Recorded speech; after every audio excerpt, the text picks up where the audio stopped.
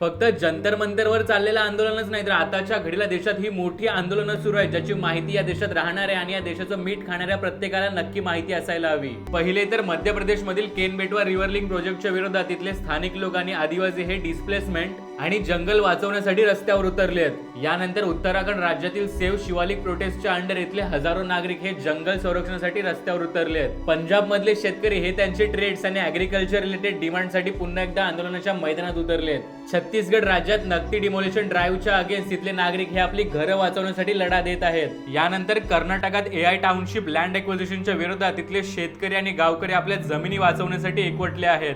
पुढे गुजरात मधले शेतकरी हे पॉवर कंपन्यांच्या विरोधात रस्त्यावर उतरले असून वीज दर आणि इतर मागण्यांवर सरकारचं लक्ष वेधत आहेत. पुढे गोव्यामध्ये कारापूर आणि सरवणमध्ये हाऊस ऑफ अभिनंदन लोढा या प्रोजेक्ट विरोधात तिथले स्थानिक नागरिक पर्यावरणाच्या मुद्द्यावर ठामपणे उभे आहेत. आणि आपल्या एकट्या महाराष्ट्रातच 3 पेक्षा जास्त आंदोलनं सुरू आहेत, ज्यात नीट पेपर लीकच्या विरोधात मुंबई, पुणे आणि इतर शहरांमध्ये विद्यार्थी हे रस्त्यावर उतरले आहेत. ठाण्यामध्ये अमेझॉनच्या AI डेटा सेंटरच्या विरोधात लोकांनी आंदोलनाची भूमिका घेतली आहे. आणि पालघरमध्ये वाढवण बंदराच्या विरोधात आजही स्थानिकांचा संघर्ष सुरू आहे.